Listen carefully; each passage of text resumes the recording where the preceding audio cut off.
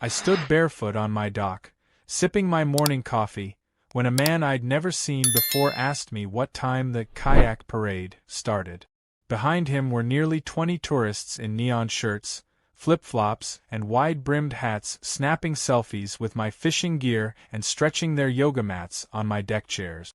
One woman had even unstrapped her baby's diaper and was rinsing it in my lake. My jaw clenched so hard I nearly cracked a molar.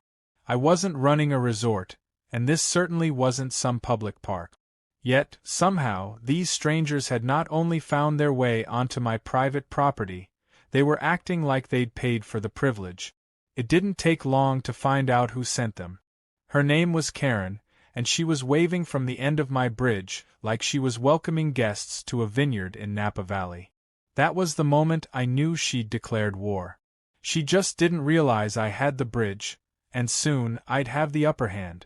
My name is Lucas Weller, and for the last 11 years I'd lived at the edge of Serenity Lake, a tranquil place tucked deep into the hills, accessible only by a long private bridge that my grandfather had built by hand before the county even existed. I inherited the home and the rights to the bridge after my father passed, and I'd always kept the area pristine and quiet. The bridge wasn't just a path, it was the gatekeeper. Without access to it, the property couldn't be reached except by boat or helicopter, which made it perfect for someone like me who valued solitude.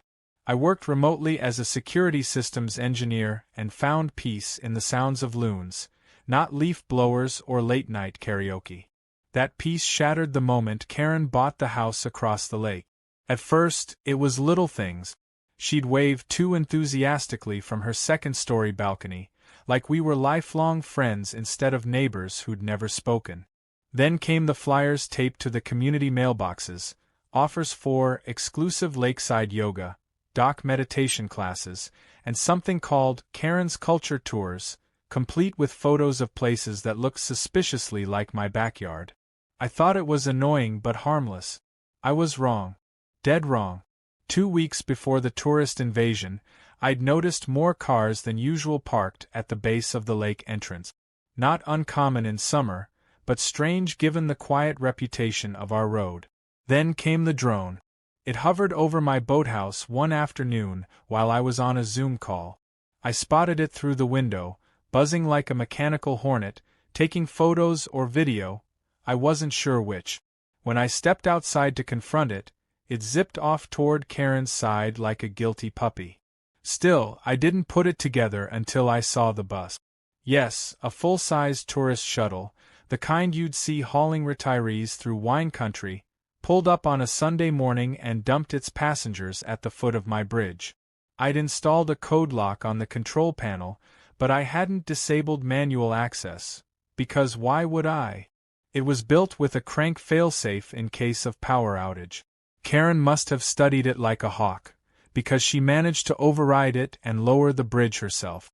She waved them across like she was the hostess of a lakefront palace.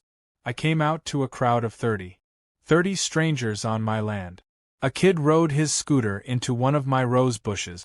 A woman asked if my Labrador bear was available for photos. When I told them they were trespassing, they looked confused, even insulted. One man actually said, "But Karen said it was fine." That's when she waltzed onto my dock in a wide sun hat and holding a Bloody Mary. "Oh, relax, Lucas," she said. "They're just here for the experience. Your place is so much more photogenic than mine." I told her this wasn't a photo shoot. This was my home. She smiled and said, "That's what makes it so authentic." When they finally left hours later, after I demanded they go and escorted a few toward the bridge myself, I spent the evening inspecting the locks, cameras, and boundary markers. Every single property line was legal and clearly defined. I even pulled up the bridge deed, which specifically listed it as private infrastructure maintained solely by my family. There was no loophole, no gray area. Karen had broken in and brought a caravan with her. The next day, I tried to talk to her civilly. I figured she'd gotten carried away and would apologize. Instead, she doubled down. She said I needed to stop gatekeeping nature and be more community-minded. She said she was planning weekly experiences, and that I should consider it an honor to be the star attraction. I recorded the whole conversation. That night, I went full tech mode. I set up trail cameras, reinforced the gate panel, and started coding a remote control system for the bridge. I even added a backup solar-powered motor so I could raise or lower it with my phone. I wasn't just going to stop her. I was going to trap her. Figuratively, at first. A few days later, she struck again. This time I was ready. Her guests crossed over as if they owned the place. I let them get comfortable. I waited until Karen stepped onto my deck like she was hosting a brunch for minor royalty. Then I pressed a single button. The bridge groaned, lifted, and slowly began to retract back toward my side. The look on her face was something I'll never forget. Utter disbelief. A gasp. A scream of "You can't do that." But I already had. Her guests panicked. Some thought it was part of the experience. Others yelled across the lake, demanding to know how they'd get back to their cars. Karen called me a menace. I told her trespassing was a crime and she'd better start swimming. She didn't, of course. She raged and cursed and eventually called the sheriff. When the deputies arrived by boat, I offered them lemonade and showed them the property deeds, the footage, and even the HOA charter that clearly stated no resident could use another's property without consent. Karen's face turned pale. The officers chuckled and told her she might want to stop organizing illegal events before someone sues. As the sun set and the lake finally quieted, I leaned back in my chair, watching Karen and her guests wait sheepishly for someone to ferry them back. That's when the idea hit me. I didn't just need a stronger lock. I needed to turn the entire bridge into a remote-controlled fortress. Because if Karen wanted to keep crossing lines, I'd make sure every step she took was a mistake. She brought the tourists. I was bringing the shutdown. And this was just the beginning. The following morning, I woke up with a strange calm in my chest. The kind of calm that comes when you realize you're done playing defense. Karen had crossed the line too many times, and now it was my turn to act. Not with yelling or petty HOA complaints, but with something more powerful, more permanent, and far more satisfying. I didn't want another argument. I wanted complete control. So I pulled out the old blueprints for the bridge. My grandfather had built it in the 1960s with hand-poured concrete anchors and cedar beams that had aged beautifully into a silver gray.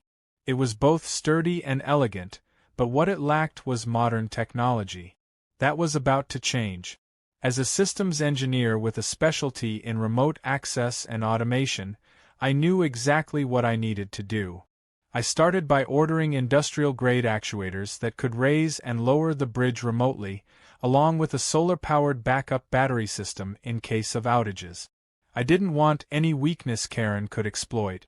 I already had the foundational structure. The crank system she'd abused, but I was going to build over it, wire it, and give myself full control from my phone, tablet, or laptop. While the shipments were on the way, I began upgrading the camera system around the lake. The old trail cams were good for spotting raccoons, but now I needed more angles, better resolution, and motion-activated alert. Every pathway that led to the bridge was monitored. Karen or any of her guests wouldn't be able to breathe near my land without my knowing. By the third day, the boxes started arriving. Motors, gears, wireless modules, reinforced gate lock. My workshop looked like a scene out of a Bond movie, only instead of prepping for espionage, I was preparing to guard my property from brunch influencers. I spent long nights soldering circuits and programming commands into my home automation hub. The bridge became my canvas, and I was turning it into a work of technological art. I even rigged a hidden speaker beneath the bridge gate, just in case I wanted to address future trespassers with a bit of flair. A few sarcastic sound files wouldn't hurt. Welcome to Not Your Property was one of the favorites I recorded.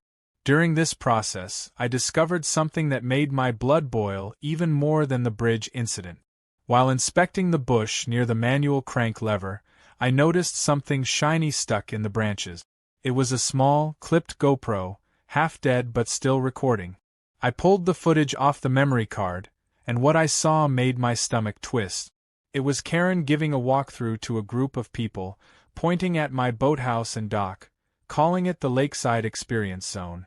She had even described my bedroom balcony as a perfect selfie spot. There was no miscommunication, no misunderstanding. She had been advertising my home like it was a vacation rental she owned. And the worst part? She charged for it. I found a website, basic but functional, where Karen offered 3 tiers of lake tours. The premium package included brunch on a scenic dock with local wildlife. That dock was mine. That wildlife? My dog bear. It wasn't just annoying anymore. It was fraud. I documented everything. I took screenshots of her website, saved the GoPro footage, and compiled all previous incidents into a neat digital folder. I contacted my lawyer, who I'd used previously for property line disputes, and sent him everything. His reply was simple. She's toast. That made me smile. But I wasn't done yet. I planned a test for the bridge's new system. Early one Saturday, I let a few friends from town, people I trusted completely, cross the bridge while I monitored every angle. I had them pretend to be guests and walk through all the hotspots Karen's groups had used. Everything worked perfectly. As soon as the last one stepped onto the bridge, I pressed a button on my phone and watched the motors hum to life. The bridge groaned slightly, then slowly pulled back toward my side, leaving only the steel gate in place. It clicked shut with a satisfying clunk. From a distance, it looked like the bridge had simply vanished into the shoreline. One of my friends whistled and said, "Man, this is some Batman-level stuff." I agreed. I knew it was only a matter of time before Karen tried again. Sure enough, it didn't take long. The following weekend, I heard the telltale sound of chattering voices and flip-flops slapping wood. This time, I waited until they were spread across my property like ants at a picnic. Karen was in the middle of giving what she clearly thought was a captivating story about the lake's history, which she was butchering entirely. She said the bridge had been donated by a kind community member decades ago, and that, technically, it's shared space now. I clicked the button. The tourists screamed as the bridge began pulling back slowly, almost like a giant retractable tongue. Some ran toward it but stopped when the gate slammed shut with a mechanical hiss. Karen spun around, eyes wide, arms flailing. One of her guests shouted, "What's going on?" Another yelled, "Are we stuck here?" Karen tried to play it cool and said, "This must be some kind of security feature. Don't worry, we'll be fine." I stepped out from behind a tree, remote in hand, wearing mirrored sunglasses and holding Bear's leash. I didn't say a word. I just stood there as the tourists began piecing together that they weren't welcome and that Karen hadn't gotten permission at all. One man held up his phone and showed the email confirmation from her fake website. Another woman said she'd paid $40 for the experience. Karen tried to walk up to me. I raised my hand to stop her. I said, "You've been warned. This is the last time you trespass. You've lied, misled people, and committed fraud. I'm done playing nice." One of the tourists actually started applauding. Another said, "So he's the real owner?" Karen's face was a mix of rage and humiliation. She opened her mouth to respond, but I turned around and walked back to the house, leaving her to explain the mess she'd created. The group stayed stranded for almost an hour until Karen convinced someone to call a local fisherman to ferry them across in small batches. The whole process was so slow and clumsy that it became its own spectacle. The sheriff showed up mid-transfer, saw the website Karen had set up, and took notes while one of the tourists filed an on-the-spot complaint. I didn't even have to say much. The evidence spoke for itself. That night, I added one final tweak to the bridge. An automated light strip that glowed red when the bridge was locked and green when open. No more excuses. No more claiming confusion. From now on, that light would be the first and only warning. Karen had underestimated me. She thought I was just a quiet guy with a dock and a dog. She didn't know I had the skills to turn a bridge into a fortress and the patience to gather every receipt she left behind. She thought this was about sharing space. But she forgot. This wasn't her space to share. And the bridge? It wasn't a connection anymore. It was a barrier. One she would never cross again without consequences. By the next morning, it wasn't just tourists who were talking. Word of Karen's lakeside scam had rippled across the neighborhood like a pebble tossed into still water. I found screenshots of the incident circulating in local Facebook groups, and even a Reddit thread titled "Karen Gets Locked Out by Bridge Boss." I hadn't planned to go viral, but the internet had other ideas. Videos from the stranded tourists had made it online. One showed Karen pacing furiously as a fisherman slowly paddled her guests away 2 at a time. Another clip captured her arguing with a deputy, demanding he do something, while he casually sipped from a thermos and scrolled through my legal documents on his phone. If I had $1 for every comment that called her entitled, I could have paid off the bridge's renovation in full. Of course, Karen wasn't going to let public humiliation stop her. Not even close. She went on the defensive, holding an impromptu HOA meeting the very next day and inviting the entire community. It was held at the clubhouse near the tennis courts, and I knew she wasn't going to miss an opportunity to spin the story in her favor. I decided to attend, mostly to keep her lies in check, but also because I had a few surprises of my own ready to unleash if things got out of hand. The meeting started with Karen taking center stage in front of the fold-out chairs like a deranged life coach. She wore a blazer several sizes too tight and clutched a clipboard with dramatic force, as if the papers on it were legal weapons. She welcomed everyone and immediately launched into a speech about community access, the importance of hospitality, and how the lakefront bridge conflict had been blown out of proportion. She painted herself as a misunderstood organizer, trying to build unity through shared experiences. She used words like wellness, inclusivity, and restorative retreat. It sounded like a meditation pamphlet wrapped in lies. I raised my hand to speak, but she waved me off and continued. She claimed I had locked innocent visitors on the wrong side of the lake, accused me of digital harassment for installing cameras, and said my actions had terrified several elderly guests. She even had the gall to suggest I undergo community mediation to help process my territorial instincts. I let her finish. I wanted her to dig the hole deep enough that no HOA ladder could pull her out. When it was finally my turn, I walked to the front with a USB drive in hand. I calmly plugged it into the projector the HOA used for budget presentations and pulled up a video.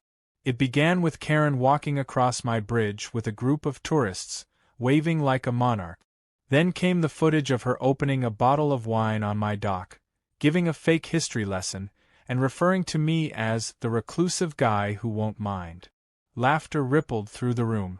Then I showed clips of the tourists stranded, the arguments, and Karen yelling across the lake. Finally, I ended the slideshow with screenshots of her online booking site and a close-up of her fake reviews under the alias Karen Kayak Queen. When the lights came back on, the silence was louder than any yelling. Karen was frozen in place, her lips twitching as if trying to form an excuse but finding none. Someone in the back of the room muttered, "She sold tickets to someone else's house." A few chuckles escaped.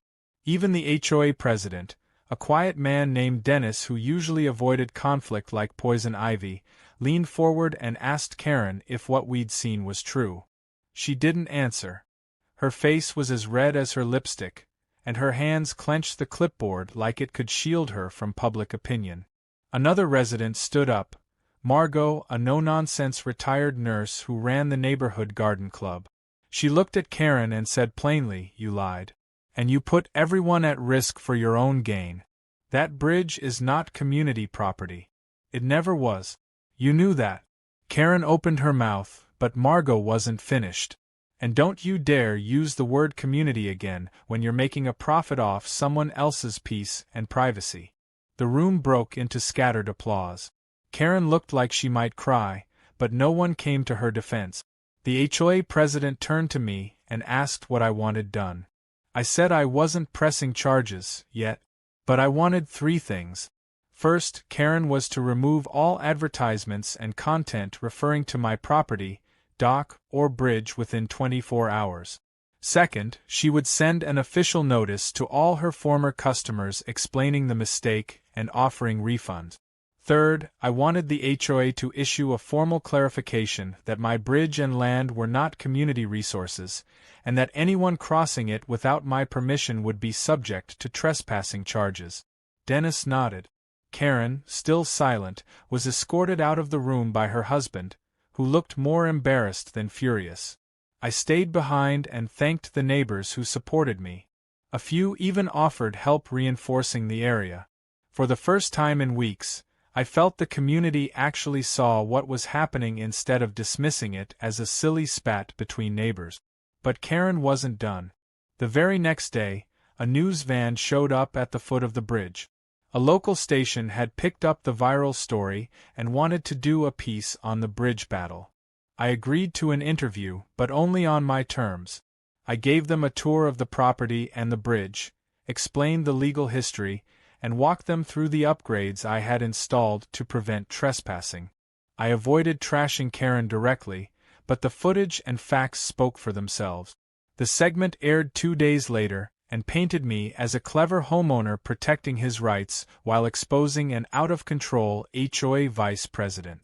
That same night, someone threw a rock at my gate. I reviewed the camera footage.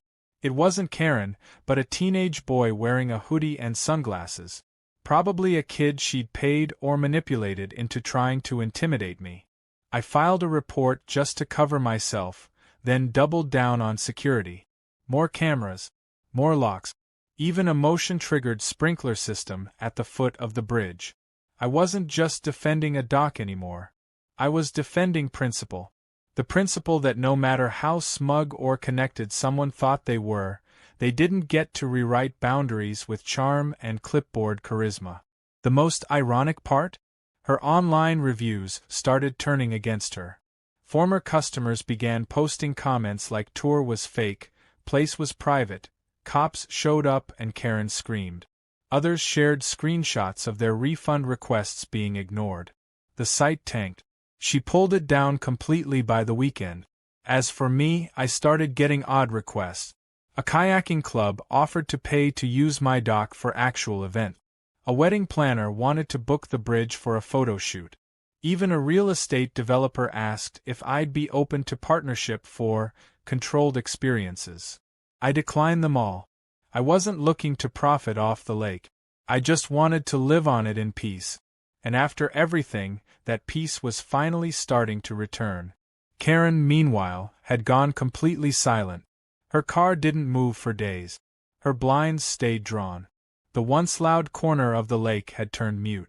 But deep down, I knew her silence wasn't surrender. It was planning. She wasn't the type to walk away quietly. And I wasn't about to let my guard down. Not now. Not after I'd built the strongest gate in the county, both outside and within. The calm didn't last long.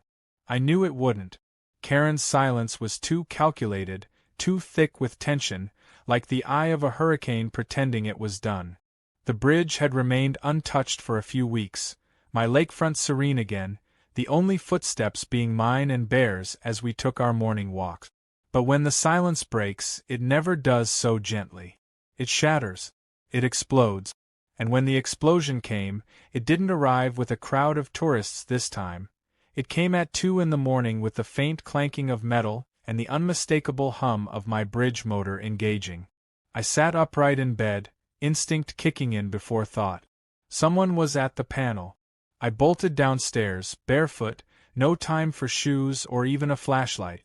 My phone buzzed with motion alerts from the security system as I sprinted to the control hub in the hallway. The screen lit up, displaying a shadowy figure crouched near the bridge's access panel, tampering with the controls. She was bundled in a hoodie and gloves, but the high-resolution infrared didn't lie.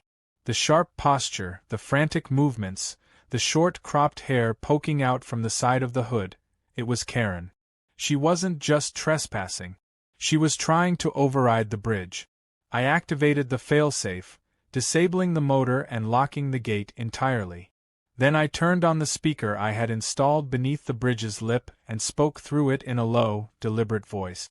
Karen, you have 5 seconds to step away before this becomes felony trespassing and attempted vandalism. She jerked upright like she'd been struck by lightning and looked directly into the lens, her expression a mixture of rage and panic.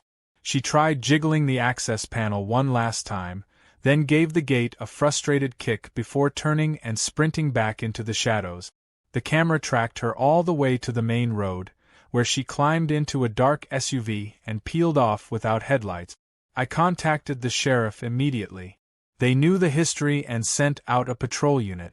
I handed over the footage, every frame time-stamped and clear as daylight. The deputy who responded didn't even try to hide his disbelief. She really tried to break into your bridge? That's not just bold, that's desperate. He filed a report and I formally pressed charges the next day. But that was only the beginning. Because the damage Karen had done wasn't limited to a few scratches on my control box. The next morning, I noticed the bridge was stuck halfway across. I tried the remote control. Nothing. I tried the backup motor. Still nothing.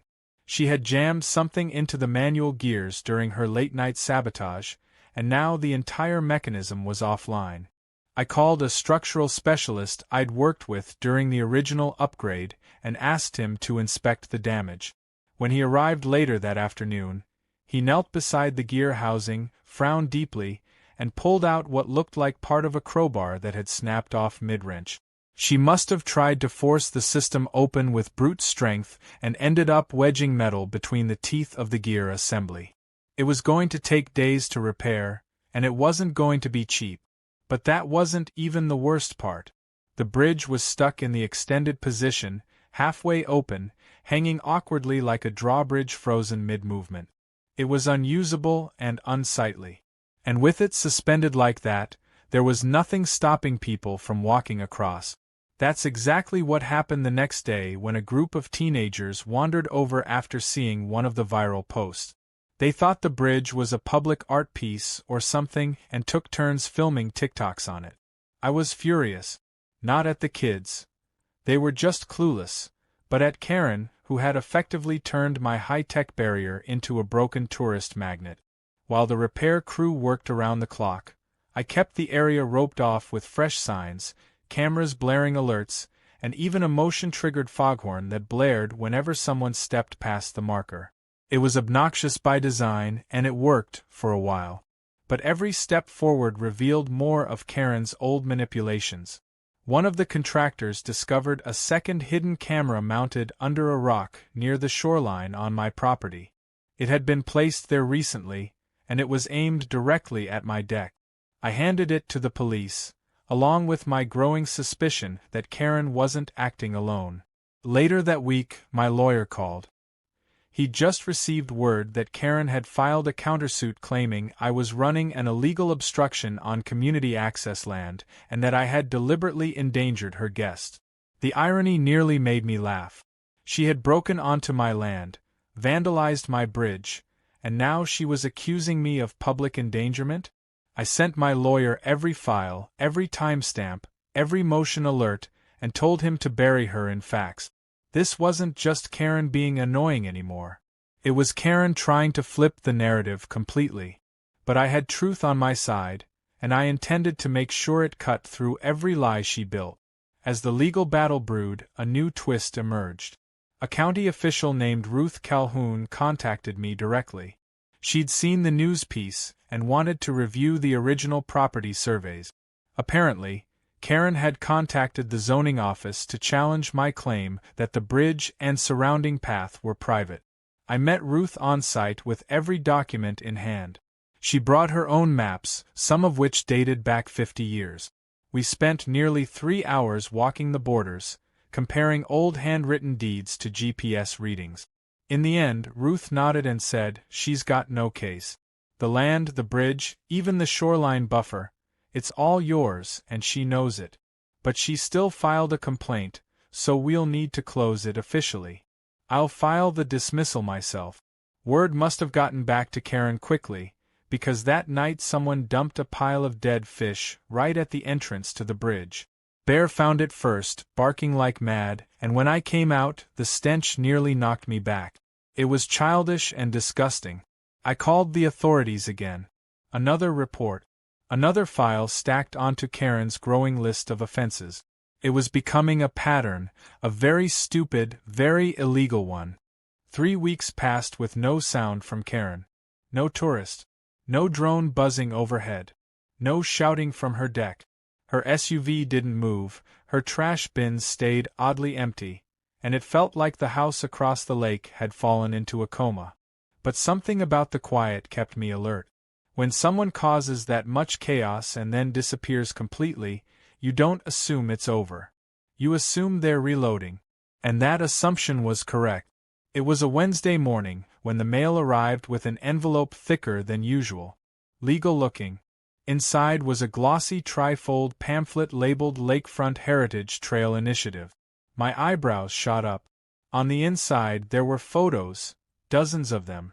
Karen's house, the lake, and yes, my bridge and my dock, with the labels Historical Crossing and Shared Community Resource pending rezoning. She had filed an application with the county to have my property labeled part of a new proposed public trail system. She had even claimed that it had cultural and historical significance and served the community at large for decades. It was beyond a stretch, it was outright fabrication, and she had attached a petition with forged signatures from supposed neighbors. 2 of the names on it were from people who had moved away over 5 years ago. It was so bold, so comically fake, I laughed out loud. But I didn't laugh long. I realized immediately what this was. She knew she couldn't fight me with tourists, lawsuits, or sabotage. So she was trying to get the county to forcibly reclassify my bridge. If she succeeded, even partially, it could open my land to public use. Or worse, trigger an easement battle that would drag on for years. It was her biggest move yet. And if it hadn't landed in my mailbox when it did, I might have been blindsided. I called Ruth Calhoun, the zoning official who had previously sided with me. She sounded tired when she picked up and said she had already seen the proposal. Karen had been pushing it hard, even trying to bribe local clerks with gift cards to endorse it.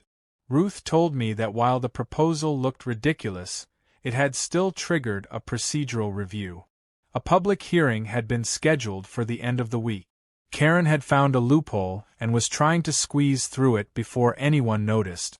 Ruth warned me that if I wanted this shut down for good, I needed to show up armed with facts and witnesses. That evening, I went door to door. Some neighbors were reluctant at first, burned out by the drama. But once I showed them Karen's pamphlet and pointed to their forged names, the mood shifted. Outrage simmered. By the next day, I had 11 signed affidavits from residents who wanted nothing to do with Karen's fake initiative. Margot, the retired nurse, even offered to speak at the hearing. Dennis, the former HOA president who had resigned in shame after Karen dragged him into her schemes, called me and asked if he could testify. I said absolutely. Even Bear would have taken the stand if they let him. The day of the hearing arrived with overcast skies and the promise of rain, as if the lake itself was holding its breath. The meeting was held at the County Administrative Center, in a room with too many microphones and not enough chairs. Karen showed up in full Karen mode, wearing a dramatic blazer, a fake pearl necklace, and clutching a thick binder stuffed with glossy versions of her pamphlet. She looked smug. That kind of smug only someone deeply delusional could wear. I walked in with a folder of evidence, a stack of legal documents, signed statements, and a portable hard drive loaded with footage, drone captures, and satellite surveys. Karen was allowed to speak first. She gave a long-winded speech about preserving natural beauty for the collective joy of the community. She teared up halfway through, dramatically placing her hand over her chest as if someone had just handed her an Oscar. Then she launched into a tirade about private gatekeepers and how selfish property hoarders were limiting access to a shared natural treasure. The whole room could practically smell the manipulation. Then it was my turn. I started with a map, a county-certified topographical survey, clearly showing the bridge and surrounding land as private, never zoned or shared in any capacity. I followed with a timeline of documented trespasses, reports filed with the sheriff's office, and photographic proof of the vandalism Karen had committed. I pulled up footage of her sneaking across the bridge in the middle of the night, crowbar in hand. Audible gasps spread through the room. Then I presented the forged petition, alongside statements from people whose names had been used without consent. Dennis stood up and read a statement condemning Karen's actions. Margot, sweet and composed, tore apart Karen's claims with the fury of a woman who had watched too many good people suffer in silence. By the time we were finished, the panel didn't just look skeptical. They looked angry. The final nail came when Ruth stood and stated clearly, as the county's own zoning official, that the proposal was based on fraudulent claims, had no historical merit, and would be rejected in full. Karen opened her mouth to object, but the chairperson cut her off and told her she was lucky the county wasn't pursuing criminal charges for the forged documentation. After the hearing, Karen stormed out of the room, binder in hand, jaw clenched like she'd swallowed a lemon. She didn't say a word to anyone. The bridge remained untouched. The tourists never came back. She stopped waving from her deck, stopped hosting fake yoga classes, and stopped trying to control the narrative. Her silence wasn't strategic anymore. It was defeat. Back at the lake, I installed one final upgrade to the bridge. Not a lock, not a camera, not a sensor. This time, it was symbolic. I painted a message in crisp black letters across the top beam of the bridge, only visible to anyone trying to cross. It said, "You are not welcome here without honor." It wasn't meant for tourists. It was meant for people like Karen, who thought that charm, arrogance, and lies could bend the world around them. Weeks passed. Then a month. The lake returned to what it had once been. Quiet. Gentle. Undisturbed. I resumed my mornings on the dock, Bear at my side, fishing pole in hand. I spoke to more neighbors than ever before, many of whom confessed that they had felt bullied or manipulated by Karen but had never known how to stop her. It turns out, all it took was one person refusing to yield. One evening, long after the sun had dipped below the trees and the sky had turned that deep indigo blue, I stood at the center of my bridge and looked back at my house. The lights glowed warm behind the windows. I thought of my father, of my grandfather, building this very bridge with calloused hands and stubborn grit. I thought about what it meant to protect something, not just physically, but with truth, with persistence, and with the unwillingness to back down when it mattered most. Karen still lived across the lake, though I hardly saw her. She became little more than a shadow in a window, pacing alone in a house that no longer echoed with delusions of grandeur. The HOA replaced her on the board quietly, and the neighborhood newsletter stopped using words like community enhancements and started focusing on actual maintenance and transparency. It felt like the lake itself had healed. So no, I never got a real apology. But I got something better. I got my peace back. I got my land back. And I got to remind everyone that while bridges are meant to connect, sometimes the most powerful thing you can do is raise one.